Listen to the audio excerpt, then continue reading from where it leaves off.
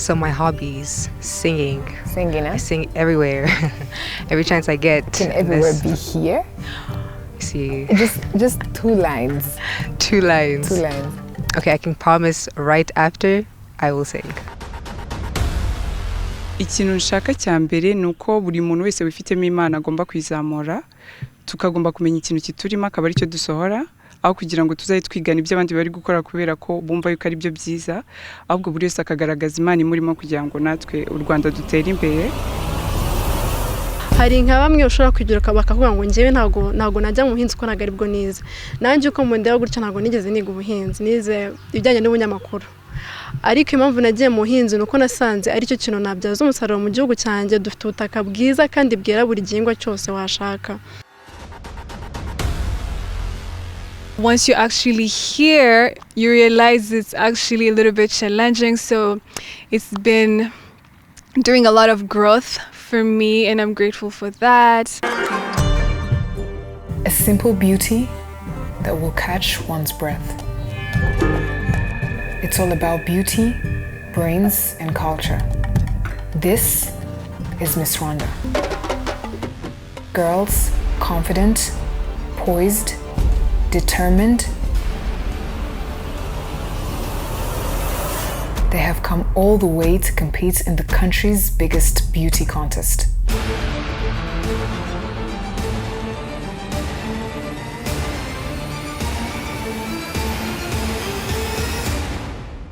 Miss Rwanda 2021. Welcome back to Miss Rwanda 2021. We are with another group of contestants. So this group is called Ubupfura, and we're going to be discussing more about themselves, their journey of Miss Rwanda, and much more. We're going to be starting with Ingabire Grace. Anyway. Yes, we're also with Ngusi Linda. We're also with Akaliza Amanda. And last but not least, Kairebga Mary Paul. So I'm not going to be talking to this group alone. I'm going to be with Miss Rwanda 2017, Miss Iradukunda Elsa. Hi Elsa. Hi Martina. How are you doing? I'm good, how are you? I'm very good. Are you ready for this group? Yes, I'm so excited. All right, let's get started.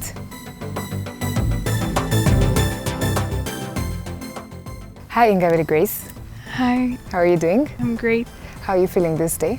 I'm doing well. You're doing well? All right, so tell us a little bit about yourself. So my name is Grace Ingabire. I am 25 years old. I am currently contesting for Miss Rwanda 2021. My code number is 7. My passion and career is dance.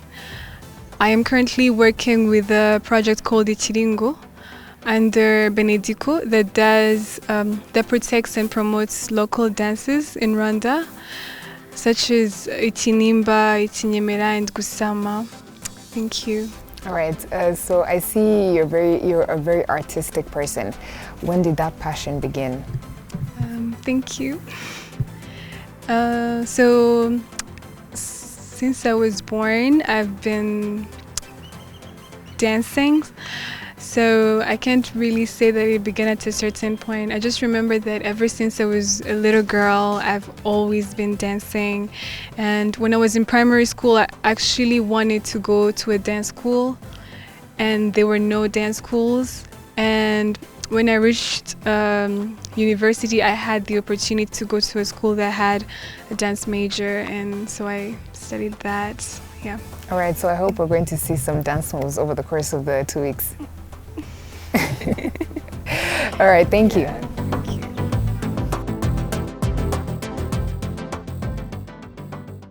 Wankusi umeze neza? Yego meze neza. Bootcamp gifashe gute? Bifashe neza nta kibazo. Okay, watwibwira birambuye. Nkuko bivuze nitwa Wankusi Linda, ndi umunyarwandakazi w'imyaka 21. Nimero yanjye ni 32, mpagarariye intara y'Iburasirazuba. Ikindi nkunda gusoma ibitabo bigiye bitandukanye. Yego murakoze. Okay, ni kihe gitabo uheruka gusoma? Mperuka gusoma igitabo cyitwa A Man of the People. Okay. Yego. Murakoze. Yego murakoze.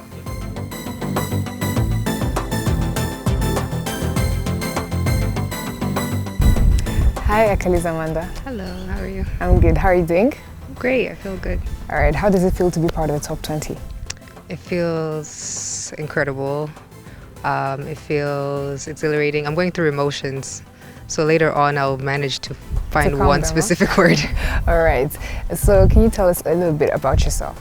Sure. So, like I said, my name is Amanda Kaliza. I'm 24 years old.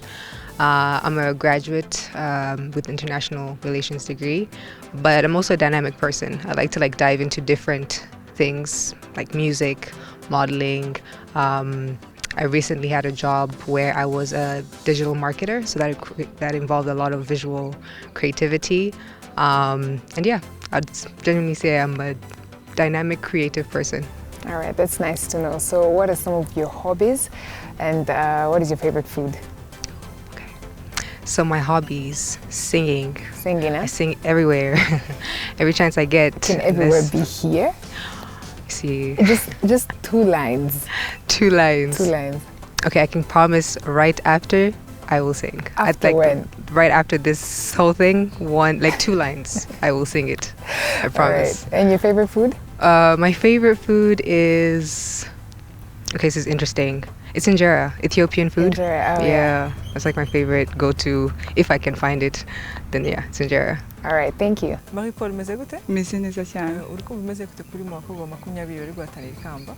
Ni iby'agaciro kandi ndishimye cyane ku buryo nashobora kubisobanura. Okay, so watwibwira birambuye?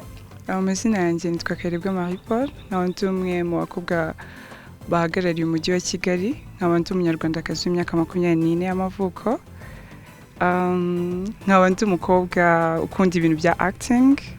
Nicyo kintu numva, nicyo kintu nakuze kindimo, nibyo bintu nkora kenshi, nkunda ibintu bya acting ibyo aribyo byose. Uzatwigisha kwactinga? Bamwe muri twe ntago tubizi. Nzabigisha cyane. Okay, usibye kwactinga ni ibihe bindi bintu bisangamo? Akenshi nisanga mu bintu byo kwactinga, gusa ibintu nagiye nkoramo kenshi ni ibintu bijyanye n'amahotel kuko nibyo bintu nize tourism and hospitality. Nagiye nkora muri hotel, muri apartments zigiye zitandukanye, ariko ikintu niyumvamo cyane ni ibintu bya acting. Okay, urakoze cyane. Thank you. So utubwiye ko ukunda kwactinga, ese acting umva ari byo bintu wazakora no mu buzima bwawe buri imbere, cyangwa se umva ari ibintu ukora part time maybe cyangwa just for fun? Acting ni ibintu nakuze numva nkunze, narabitangiye kubikora. Ndatekereza hari indirimbo zimwe na zimwe abantu bagiye bambonamo, nkaba nkunda no kwactinga mu ma movies. Filme imwe nagiyemo yitwaga To Remember ya genocide, ariko bagombaga kuyilauncinga in USA, nagira soka batubwiye ko itari yasoka, ariko twamaze kuyikina. Okay, yeah. That's really nice. Urakoze cyane. Murakoze nawe. So watubwiye ko hari indirimbo ugeze kwactinga, ni nk'izihe ndirimbo watinze mo hamwe n'abahanzi bazo niba tubazi? Ego barazwi, indirimbo ya mbere ni ya Chris Hart, niko yaje. Okay. And then hari n'indi ndirimbo ya Bruce Melody, niyo yamenyekanye cyane ikinyafu. And then hari na solo, ego ya Neringabo. Wigeze kumbaza nimba ibintu byo kwactinga ari ibintu numva nazagumana. Ikintu nshaka cya mbere nuko buri muntu wese wifitemo imana agomba kwizamura, tukagomba kumenya ikintu kiturimo akaba ari cyo dusohora, aho kugira ngo tuzaye twigana ibyo abandi bari gukora kubera ko bumva yuko ari byo byiza, ahubwo buri wese akagaragaza imana imurimo kugira ngo natwe u Rwanda dutere imbere. Nzabikomeza ibintu bya acting, ariko numva aho improvinga cyangwa ikintu nashyira imbere cyane ni ibintu bijyanye na film, tugateza industry yacu ya filme ikajya ku rundi rwego rurengeje urwo turiho. Murakoze cyane. Ingabire Grace, how can you describe your Miss Rwanda journey so far, from the audition phase to pre-selection to entering the bootcamp? How did you feel? Tell us about that. Thank you. So, I can start from the beginning. I think in the last 2 years, I started to learn about what kind of platform Miss Rwanda actually provides, and I started to love that. I started to love how actually gives a lot of the ladies opportunities to speak up about their passions, to actually get the support they need to work on their passions, and to get the exposure they need to be able to get the support they need to do the work. So I started actually telling people to go for it, telling them, why don't you guys actually exploit the Miss Rwanda platform? I mean, we have so many platforms right now. We have so many programs that give grants, and I kind of felt that Miss Rwanda was almost a similar platform. And then in December, I was encouraging one person to do it, and because I had like 3 projects that were burning inside me that I really wanted to work on, she was like, actually, why don't you do it? Because you've been telling all of us to do it, why don't you do it? And then I went on the website and I saw that you had increased the age limits, and I decided to give it a go. And so here I am. And then the process from then to now has been very informative, slightly challenging, and I think it's gonna get even more challenging. I think when you're outside and you're just watching, you don't really know how it is, but then once you actually hear, you realize it's actually a little bit challenging. So it's been doing a lot of growth for me, and I'm grateful for that. And also I'm grateful for the people around me, just getting to know the people that are here and the different motivations and drive they have that led them here. So that has been a great part of my journey here. I think that's about it, and I'm just looking forward to the next 2 weeks. Yes. Thank All right, you. I'm glad it has been very informative as well as experience learning. Linda, watubwira muri make urugendo rwawe kuva launch ya Miss Rwanda kugeza mwiyandikisha pre-selection ndetse n'uyu munsi uko wiyumva, uko wabyakiriye? Murakoze. Urugendo rwanjye muri Miss Rwanda ukuntu rwatangiye, natangiye kubyiyumvamo muri 2017 bari kugutora, bamaze kugutora bataranagutora naragukundaga, maze kugutora biriyongera. Navuga ko ari wowe watumye njyamo, bakunda kuvuga ngo turasa kwa I'm honored. No, bagenzi banjye bajya babimbwira ngo dore musa na Elsa. Urugendo rwanjye nyine nariyandikishije mu rugo, barabishyigikiye. Actually papa wanjye atarapfa yajyaga bimbwira ngo uzajye kwiyamamariza mu irushanwa ry'ubwiza. Nakuze icyaneye kwiyandikisha cyane ni uko numvishe ko nyine yarapfuye, ndavuga kanjyemo nyine ndebe ko nazegukana ikamba wenda akishima ahari. Nagezemo bavuze ko turi abakobwa 400 barenga, ndavuga I want to make it. Ariko narabikoze, ndabisengera, barampamagara. Ahandi hantu nagize ubwoba ni kwa gatandatu bari kudutora, barampamagaye njya, mwabonye ko natinze kuza. Numvaga nyine ntarabyumvisha neza. Bamaze kuma pass, Jolly arambwira ngo mbona utari kubyumvisha watsinze. Numvisha nishimye, ndavuga uko byagenda kose Imana iri kumwe nanjye. Ndizeye ko n'ibindi bizagenda neza. Yego. Yes, waduca muri make umunsi wo gutangaza abakobwa bari bagiye mu kindi cyiciro cya pre-selection, uko wari umeze kuri uwo munsi, ese wari ufite ubwoba, ese wumvaga wizeye, tubwire muri make uko uwo munsi wari umeze? Uwo munsi ari umunsi ukomeye. Kuva mu gitondo naravuze sensenge niyirize kugira ngo nze gutanira. Naherukaga kwiriza muri 2019 ndi gukora exeta. Ndavuga se nongere niyirize, ndabyihorera. Bigeze saa 12 zarageze mpita nicara imbere ya televiziyo tangira kubireba. bageze ku mwanya 30 ko naje na 32 ku mwanya 30 mtamvuga bayi ndagiye mu cyumba ngeze ku muryango bahita bahamagara izina ryanjye nari muri salo basakuze cyane ndikanga ndabaza nicara hasi ndarira nere mpaka nishimye cyane. Okay, bakoze cyane nkusi. Bakoze. So the auditions, I remember sending in the video and just crossing my fingers and hoping. I think there was like about a week or something before they announced.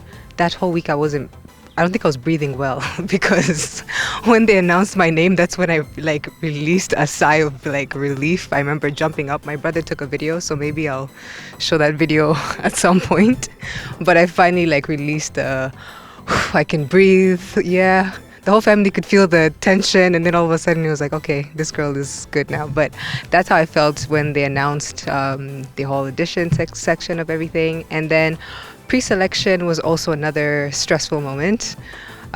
We had our questions, we answered them, and as you all know, I'm the one they announce first all the time, Amanda. So during this period, I was the last to be announced. So I remember at first I was like, okay, then one number is going, second number is going. By the time they got to like the last 3, I was like, oh, it's over. What is this? They got to the second person, I was like, this is the time for me to pray maybe. And then finally they got to the last person, and it was me. And again, I did a whole sigh of relief and I walked on. I was shaking inside, but I tried to walk confidently. So yeah, from the whole point was basically me just releasing a whole lot of happiness after every result. And right now, first of all, I'm just taking time to be happy that I'm here. After the whole process, making it to the top 20 is already like an achievement for me. Where did the idea come from to audition for Miss Rwanda this year? The idea started, I would say, a couple of months ago. I've been hearing about Miss Rwanda over and over again, and when I came to Rwanda, I said, you know, this is a challenge I want to take on. I want to see what it feels like to be amongst young girls. I want to enjoy the experience, and also as someone who I want to let go of fear to do things. So I said, okay, this is something that is terrifying. Let me try, see how it goes. So that was the idea. I want to let go. I want to go into a challenge. I don't know where it's going to take me, but let's see how it happens. So when I came back, I remember putting in the audition, the writing and everything, and I wasn't entirely sure how far I was going to go. I just clicked on it and I said, if it's going to work, it works. That means the universe or God decided that, okay, that's what you're meant to do. I didn't think much about it later. Then I was accepted and I said, okay, this is definitely a challenge that has been put in front of me. Whatever comes, I'm just going to take it on. So I've just been going through it like that. All right, that's interesting. Marie-Paul, tumaze kumva bagenzi bawe batubwira uko urugendo rwabo rwari rumeze kuva audition zitangira kugeza uyu munsi. Wowe experience yari imeze gute? Ese igitekerezo cyaje gute kugira ngo witabire Miss Rwanda? Kugira nitabire Miss Rwanda nagaruka mbere nayo nyitabiriye muri 2018 nabwo narayitabiriye, ariko ntabwo nabashije kugera kure. Rero kwa ko nakuze ari inzozi zanjye zo kumva ko nshaka kuba Miss Rwanda, zo kumva ko hari ikintu nshaka guhagararira cyane cyane mu gufasha igihugu cyanjye kugera ku iterambere. Naravuze nago ngomba gucika intege, nihereza igihe cyo kwitaho, cyo kwiga, kumenya uwo ndiwe, cyo ngomba gukurikirana. Uyu mwaka rero ugeze ndavuga okay, reka nongere nsubiremo. Ariko ntaratangira, ibyo kwiyandikisha bitaraza, nari ndi gukora ibintu bya acting nkuko nari nabivuze.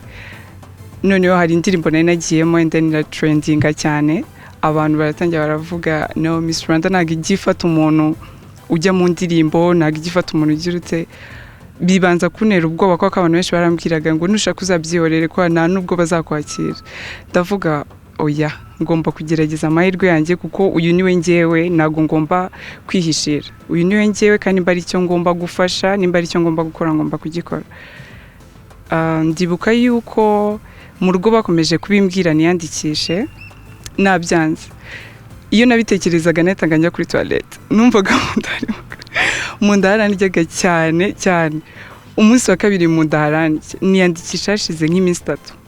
Ndiyandikisha nta n'igihe cyaciyemo mbona banyoherereje kuri email bambwira yuko nafashwe ndavuga awe ariko still abantu bakajya bambwira ati ntabwo uzarenga bimeze gutya na gutya none ngiye nkishyiramo nkavuga ati okay Miss Rwanda iri mu bikorwa bimwe bishobora guteza umuntu imbere cyane cyane umwana w'umukobwa ndavuga kubera iki se bashobora kwanga kumfata ngo nuko yako nagiye mu ndirimbo ndavuga okay reka nze nkomeze urugendo rwanjye nishyiremo kandi menye icyo nshaka so ndakomeza ndibuka bajya gutora abakobwa 37 byarangoye cyane numvaga nta mahoro mfite mbwira umushuti wanjye ndamubwira ati rero njye ntago ndi burebe no mu rugo ndabibabwira njya mu cyumba ndababwira ntago ndi burebe televiziyo uyu munsi mwebwe muze kundebera niba mpamagara murambwira ubwo nibatamvuga nibyo ngibyo ngiye kubona mbone baramvuze mu rugo twarishimye twese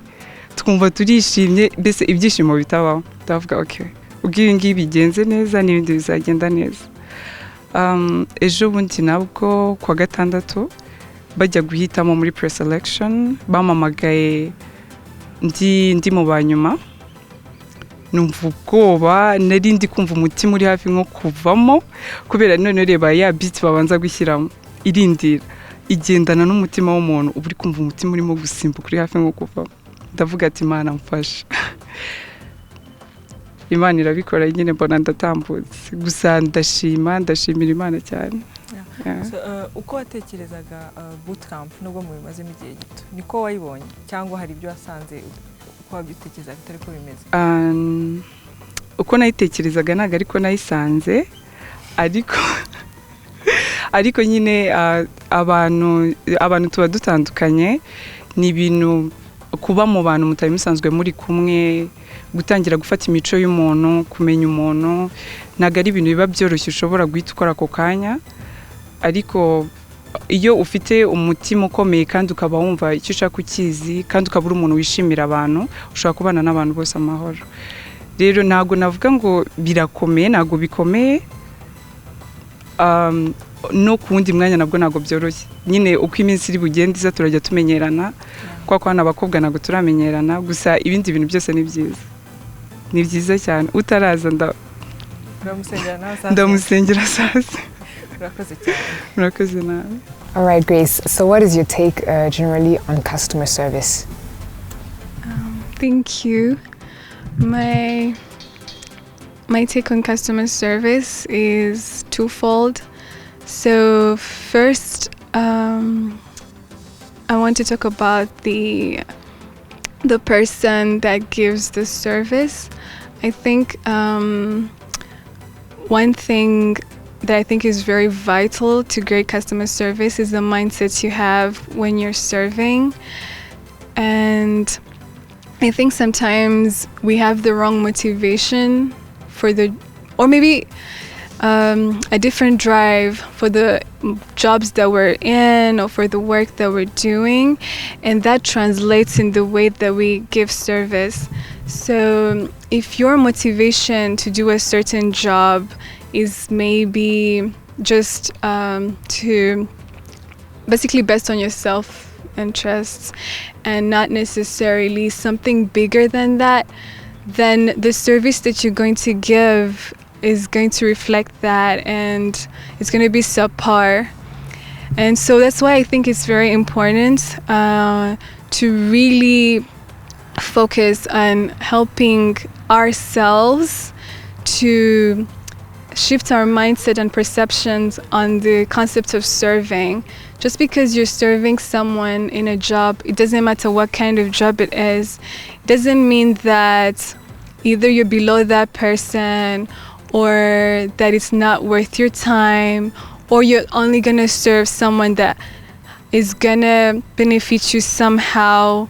I think it's important to change our perceptions on that and instead know that when you serve, you're actually contributing something small that makes a huge difference.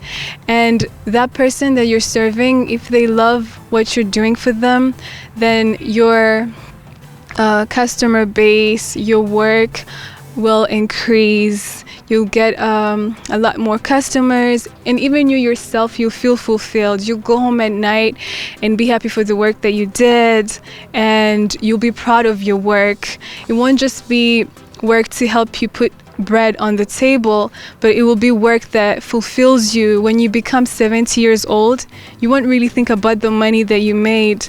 You'll think about how you made a difference in people's lives. So I think it's really important, especially for jobs that can be challenging, whether people notice what you're doing or not, to really know that whatever you're doing, that it's bigger than you. And if you're working from the mindset that you're going to lead a fulfilled life, but you're also going to transform somebody's life. And then the second side to it is the person that receives the service. I think sometimes people who give service sometimes are discouraged because us who are getting the service sometimes don't respect those who are giving us service. So I think it's very important to always take note of that. It's important that if you're going somewhere and you're asking for service, that you respect that person that is giving you the service. I think it's important that you be patient. Doesn't mean that you're gonna take bad service, but I think it's also important to respect the people that help you every day in different domains, because that is going to encourage the people that are giving you service to do better. Thank you. Nkusi, niki kintu ushize imbere muri irushanwa rya Nyampinga w'u Rwanda? Ikintu kiza imbere ni ugushaka gushishikariza urubyiruko kugana ubuhinzi. Nk'uko tubizi twese 45% by'Abanyarwanda batunzwe n'ubuhinzi. Kuri ubu ngubu aho ubuhinzi bugeze n'abantu bari mu buhinzi ni 72%. Abo 72% bari hagati y'imyaka 40 na 50. Muri 2050 abo bantu bazaba barapfuye cyangwa se bagishaje. Nk'uko tubizi nimba 45% by'Abanyarwanda dushingiye ku buhinzi, dutunzwe n'ubuhinzi, ndashaka kubwira urubyiruko yuko tugomba kugana ubuhinzi. Impamvu bagomba kugana ubuhinzi ni uko igihugu cyacu kiri gushaka gutera imbere. Nk'uko sinzi namukurikirana amakuru bavuze yuko bashaka kongera inganda mu Rwanda. So nta kuntu tuzongera izo nganda mu Rwanda hari ibihingwa ngandurabukungu cyangwa se cash crops tucyongera tucyexportinga cyangwa se twicyohereza mu bihugu by'abaturanyi. So numva ko twebwe ubwacu nk'Abanyarwanda twakorana na rwiyemezamirimo batangiye gukora ubwo buhinzi, bageze kure muri ubwo buhinzi, tukifashisha inzego zigiye zitandukanye kuba twashishikariza urubyiruko kujya mu buhinzi.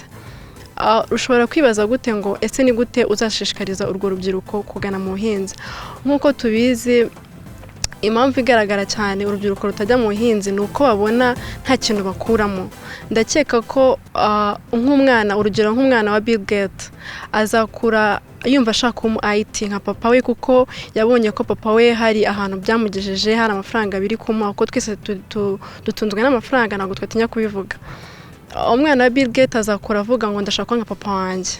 Ariko twebwe Abanyarwanda ntago ababyeyi bari mu buhinzi ntago bigeze batwereka ikiza cy'ubuhinzi ngo mvuge ngo ndashaka kuzakura nka papa wanjye abo umuhinzi. Ntago bigeze babitwereka kuko nabo ubwabo ntago bigeze biha agaciro. Kuri ubu ngubu nk'Abanyarwanda turahinga kuko dushaka kubaho, turahinga tuvuga ngo dushaka kurya uyu munsi n'ibyejo, ntabwo turi guhinga dushaka kubikora nka business. So ngewe icyo nshaka gushishikariza urubyiruko ni uko tugana ubuhinzi, ariko tukabugana mu buryo bwo gushakamo inyungu. Ni inyungu zishingiye ku buhinzi cyangwa se ubucuruzi bushingiye ku buhinzi.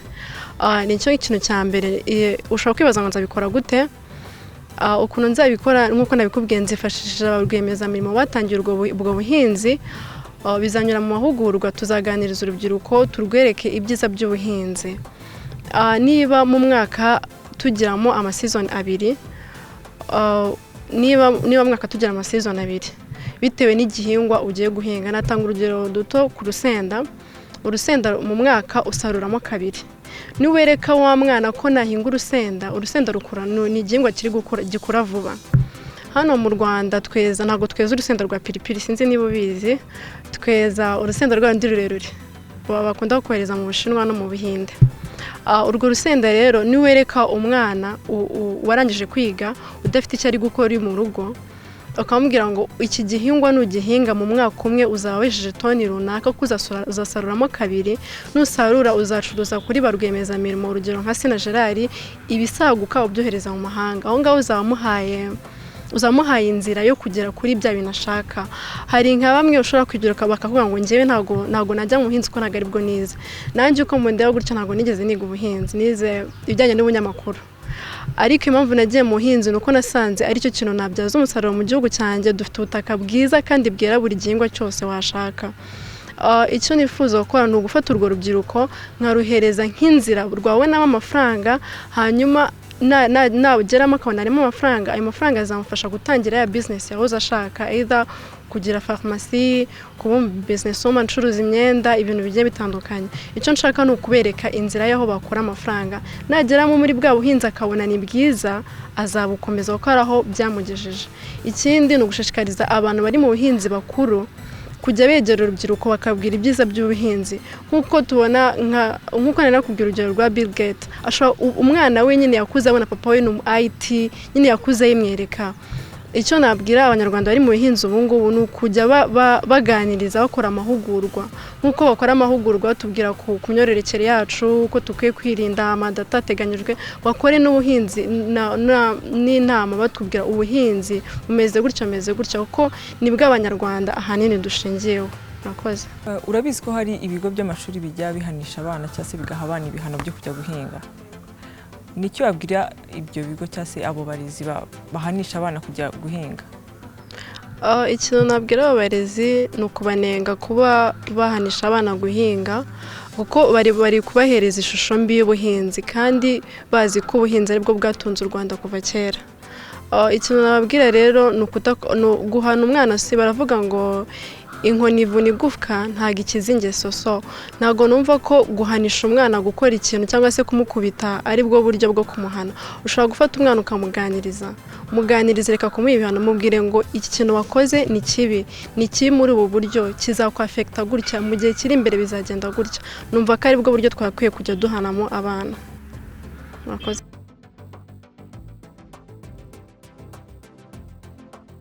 Amanda, so the government has tried really hard to reduce the number of cases for domestic violence.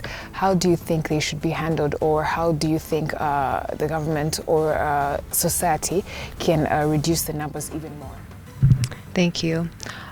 First, I would start on the side of the perpetrator. I believe that we should continuously maintain the system of holding them accountable. When someone has been accused, they should take it through the court systems rather than, finding ways out of that. The second way is now on the side of the victim. When a victim comes and accuses someone of domestic violence, it's a hard journey to begin with. So what they hope for is to be at least believed so that they can take the case through the courts. So society, people around them should believe them enough to, or at least actually believe them in order to take them on to court and see the process through. The second way I think it should be handled is domestic violence cases are usually, I don't want to specify on which gender, because both genders can experience domestic violence cases. Most of the time it's women, but mostly it's usually because someone is dependent on the other. So finding jobs, especially for women, finding jobs for someone to be independent enough to get out of that system or to get out of that home. So yeah, like I said, 3 ways. Maintain that system of holding someone accountable. If someone goes and accuses someone of being an abuser, believe them, because it's a hard journey to go through. And the third thing is give that person independence so they don't have to go back to the abuser. All right. Lastly, through your eyes, do you think the way the cases have been handled before is better than how they are being handled right now, or there's still a lot of room for improvement? I believe that it has improved over time, but not enough. There's still work to be done.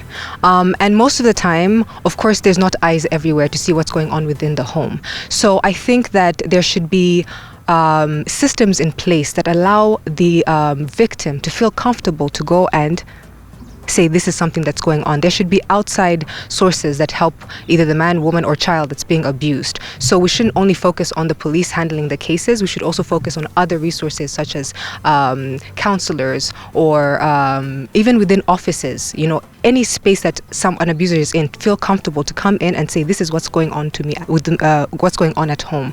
So we should increase how we handle it as a wholesome thing rather than just home to police office. All right, thank you.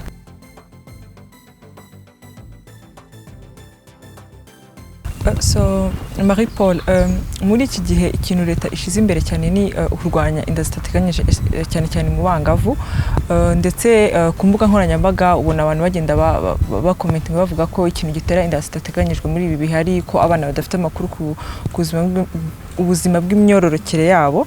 So wowe ubona hakorwa iki kugira ngo abana bajye bakura bazi ubuzima bw'imyororokere yabo kugira ngo babashe kuba bakirinda ibintu nk'ibyo ngibyo bituma bagwa mu Ikintu cya mbere mbona gikwiriye gukorwa ni ukubanza gukoresha amahugurwa ababyeyi, kuko kuri ubu ngubu haracyariho ikibazo cy'uko umubyeyi adashobora kwicaza umwana we ngo amuganirize. Mu gihe umwana urabona kuri ubu ngubu abana cyane cyane abana b'abakobwa imibiri yabo itangira guhinduka nko mu myaka 8 biterwa na famille yiwe uko nimeze. Hari umwana utangira guhinduka mu myaka 12 cyangwa agatangira ku myaka 8. Urumva umwana abakiri muto ariko mu by'ukuri hari ibintu bimwe na bimwe ku mubiri we biba biri guhinduka. Rero hari ababyeyi benshi batabihereza agaciro, ugasanga ntagashaka kuganiriza umwana wiwe. Umwana we yajya kumwegera umubyeyi kumva ntabikozwe nyine afite isoni z'icyo kintu. Ikintu cya mbere dukwiriye gukora nuko tugomba gushishikariza ababyeyi, umwana n'uwawe waramubyaye, ibi nagiye kunyuramo nawe ubwawe wabanje kubinyuramo. Rero nago numva impamvu ukwiriye kugira isoni z'uko wategura umwana wawe. Akenshi usanga abana b'abakobwa bagwa muri ibyo bishuko kuko nagaza umubiri wiwe, nagaza uburyo umubiri we ukoramo. Rero undi muntu nahura n'undi muntu wo hanze akajya kubimwereka agatangira kubimubwira, niho handi umwana azumva azatangira kubona ibindi binatari yiyiziho cyangwa ibindi bintu ari kumva nyine biri guhinduka ku mubiri we kuko n'undi muntu wabimubwiye. Ntago wigeze ubona umwanya wo kubimubwira ngo ubanze umwigishe umwereke inzira agomba kugenderamo.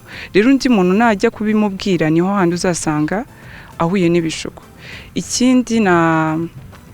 Ikindi navuga nuko ababyeyi bakwiye kuba inshuti n'abana babo kurusha uko bakababereye ababyeyi, kuko iyo ubereye umwana wawe inshuti ni handi akwegera akakuganiriza. Nk'urugero umwana w'umukobwa ashobora guhura n'umusore urimo kumushuka mu bintu bijyanye n'ibyo ngibyo, ugasanga hari ababyeyi bamwe na bamwe abana babona bagahita bajya kuryama cyangwa bakirukanka. Ariko mu by'ukuri iyo uri inshuti n'umwana wawe ni handi usanga umwana aza akakubwira mama bimeze gutya na gutya, hari umuntu uri kumbwira ibi n'ibi, ugasanga kwisanzuyeho ku buryo ashobora kukubwira ikintu cyose adafite urwikekwe rwo kuba uri buze kumubwira nabi, kumubwira ibyo ngibyo noneho wabivanye hehe. Ugasanga umwana naramuka abonye liberté yo kuba yaza akakuvugisha nk'umubyeyi wiwe, ukamubera inshuti, ukamubera byose, ntago ibyo bishuko bizamubaho, ntago bizamubaho.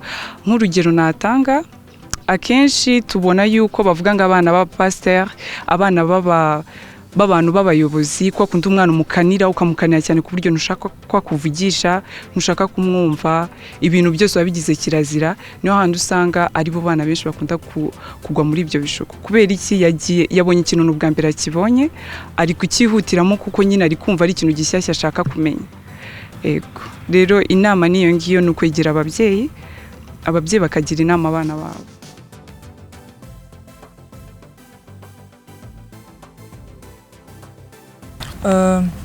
Utekereza iki ku bantu babumva ko abana bakiri batoya cyangwa se abangavu bashobora kuba babona serivisi zibafasha mu kuboneza urubyaro? Mbere na mbere ndabanza kugira inama abana b'abakobwa mbere yuko iyo serivisi yazaho, nuko umwana w'umukobwa niwe ukwiye kwihereza agaciro, kuko mu gihe wishoye muri ibyo bintu ukemera ko umuntu agushuka, ingaruka ni wowe ziba zigiye kuza kujyaho. Ntago umwana w'umuhungu nta ngaruka nyinshi zimubaho nk'uko wowe zikubaho. Banza wimenye kandi wihereza agaciro kugira ngo ibyo byose bitaza kukubaho. Ikindi navuga nuko ibyo bintu byo kuvuga ngo guhereza serivisi abana b'abangavu, yego nibyo ku ruhare rwanjye hari abantu badashaka kubyumva kimwe nanjye, ariko mu gihe utigeze uganiriza umwana wawe cyangwa mu kimwe waramuganirije ukamwereka inzira mbi n'inziza, ukabona yabigiyemo ntago ufite aho kumugarukiriza kuko twese turi abantu kandi buri muntu agira umutima wiwe. Rero kugira umwana azagupfane cyangwa usange ari kubyarira mu rugo cyangwa se ari kugenda ahura n'izindi ndwara zitandukanye, ni byiza ko umugira inama. Nimba yarabitangiye ukaba ubimenye ko yabitangiye, aho kugira umukange umwereke yuko ibyo arimo yego ni bibi kuko nagaragize igihe cyo kubikora, ariko basi gira ikintu umuhereza nk'umubyeyi, gira ahantu umufasha, muhereze inama z'uko ashobora kugira uburyo yirinda. Yego nagarageza igihe cyo kubikora, ariko nimba yarabikoze muhereze iyo nama yo kumubwira ati irinde gutya na gutya. Rero njye numva icyo kintu cyakorwa, kigakorwa atari ukuvuga ngo ni uburyo bugamije gutuma abana bakiri batoya bishora muri ibyo bintu, ahubwo reka tubanze tugire abana izo nama.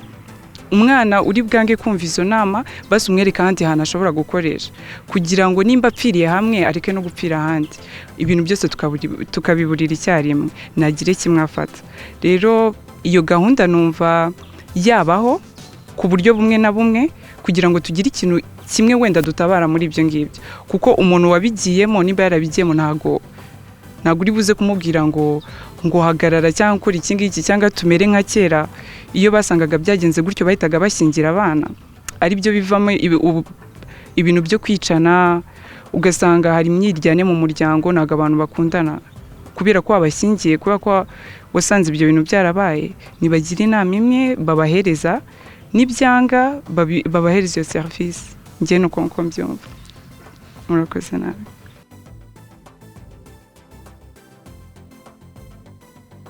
The message I can give to the people watching regarding these COVID times and how we can stay safe is that firstly, on the economic side, I think we have all learned that we need to invest a lot in digitization of most services, because times like this show us that we have to have multiple ways of running businesses, of doing work that we do. So I think investing in computer literacy, investing in ways of how we can digitize most services, and having lots of programs that tackle that help people to improve their literacy in computer, and ways how they can actually do that, digitize the work that they do. And secondly, I think putting a lot of effort in the sanitation practices. I think it's important to keep encouraging people and putting a lot of sanitation products out there, and educating people why it's necessary. So a lot of sensitization in that area. The third thing I think is having a platform or multiple platforms where people can actually pitch ideas on how that they think can actually help in this time. So people who are able to think outside the box, people who can be able to come up with innovations or any kind of solutions to help in these times, having a platform for that, because I think it would help us go far. Yeah, thank you.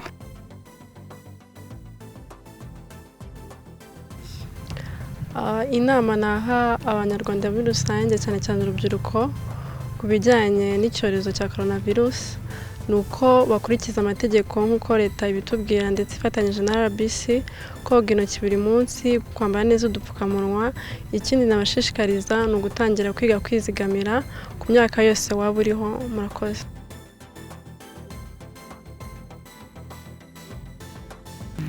Hi.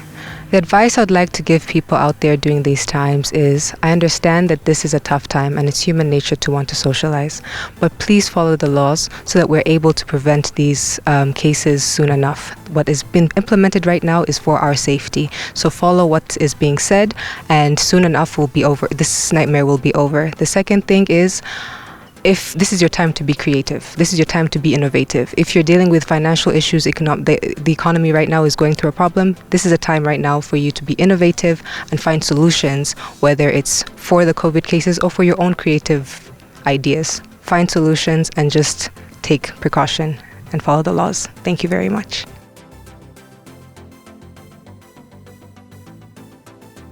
Inama nahereza urubyiruko abanyarwanda ndetse n'isi yose muri rusange nuko twakomeza kwirinda kino cyorezo dukurikiza amabwiriza leta yacu duhereza tukamenya yuko nitutaramuka twirinze twebwe cyangwa ngo turinde abacu tuzaba turi gusenya u Rwanda rwacu ndetse n'isi yose muri rusange.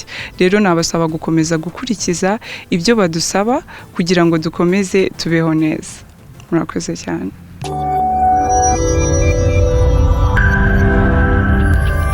Everywhere you go, MTN.